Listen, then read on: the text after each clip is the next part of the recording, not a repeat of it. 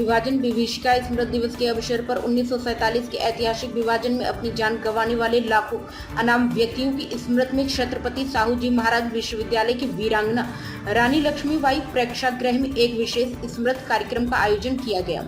कार्यक्रम की शुरुआत में इस ऐतिहासिक त्रासदी में शहीद हुए लोगों को श्रद्धांजलि देते हुए 2 मिनट का मौन रखा गया। इस अवसर पर जिलाधिकारी जितेंद्र प्रताप सिंह ने कहा कि विभाजन की त्रासदी ने देश का एक बड़ा हिस्सा हमसे छीन लिया था। करीब 10 लाख लोगों ने अपनी जान गंवाई और 60 लाख से अधिक लोग बेघर होकर यहाँ वहाँ विस्थापित हुए। इन लोगों ने असंख्य कठिनाइयों का सामना करते हुए स्वतंत्र भारत की प्रगति में अपना अमूल्य योगदान दिया। सीडीओ दीक्षा जैन ने बताया कि इस प्रदर्शनी में राष्ट्रीय अभिलेखागार के दस्तावेज, विभाजन से जुड़ी ऐतिहासिक पुस्तकें और उस दौर की तस्वीरें प्रदर्शित की गईं, जिनमें अंग्रेजों की भूमिका, मुस्लिम लीग की भूमिका, विस्थापित लोगों की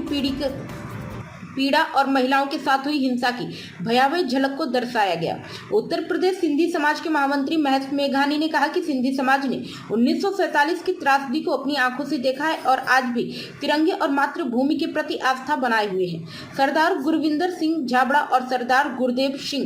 ने भी अपने पुरखों की यादें साझा की। कार्यक्रम के दौरान विभाजन की त्रासदी पर आधारित एक लघु फिल्म भी दिखाई गई और कई गणमान्य व्यक्तियों को सम्मानित भी किया गया।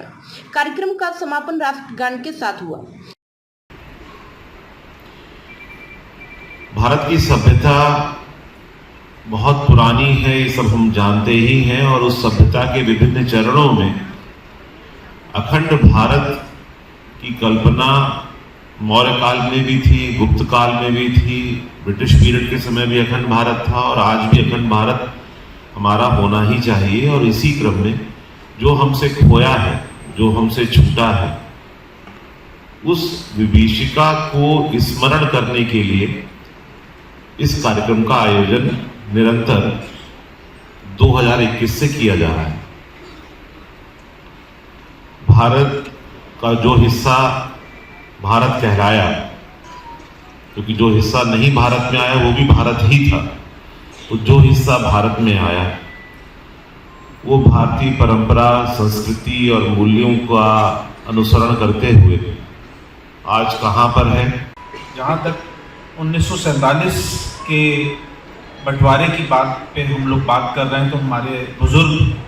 हमारे पूरी परिवार, हमारे पिताजी, हमारे चाचा जी, ताया जी और वो बुजुर्ग सब जो हैं, उनको लाने वाले हमारे गुमटी के संत बाबा मोहन सिंह जी थे, जो गुरु नानक देव जी के वंशज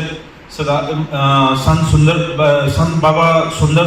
जिलाधिकारी महोदय जेपी सिंह जी मंच पे आसीन हैं, दीक्षा जैन जी जो सीडीओ मैम है, राजेश कुमार जी जो एडीएम सिटी हैं, सुधांशु राय जी, महेश मेघानी जी, गुरुदेव जी, हमारे सामने हमारे साथ में आए हमारे गार्जियन भजनवीर सिंह पाहुजा जी, डॉक्टर मनप्रीत सिंह जी, मुनीवीर जी, रविंदर सिंह। मैं आपको अपने परिवार की घटना बताना चाहता हूँ, क्योंकि मेरे पिताजी और माताजी नहीं रहे, लेकिन जब पिताजी थे तो बताते थे कि जब बंटवारा हुआ तो हम लोग गुजरात के जो पाकिस्तान में इस समय है, वहाँ गुजरावाला टाउन में हमारा वासु पिंड था, जहाँ पे हम लोग रहते थे। जुलाई 47 की लगभग घटना बताई थी पिताजी ने कि हम सब लोग तैयारी में थे कि आया कि फटाफट जो भी है उसको बांधो और ले जाओ। तब तक भीड़ अंदर आ गई। मेरी एक बुआ थी जो बहुत खूबसूरत थी, उनको उन लोगों ने पकड़ लिया।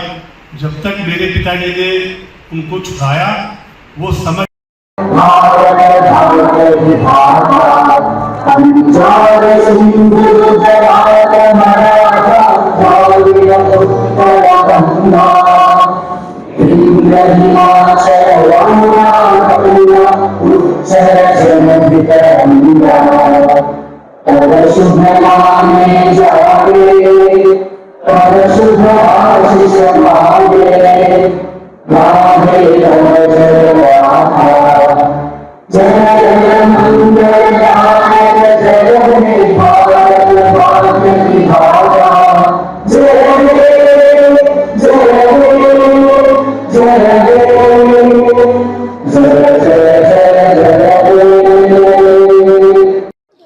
14 अगस्त 2025 में कानपुर में भी जो विभाजन विभीषिका स्मृति दिवस मनाया गया है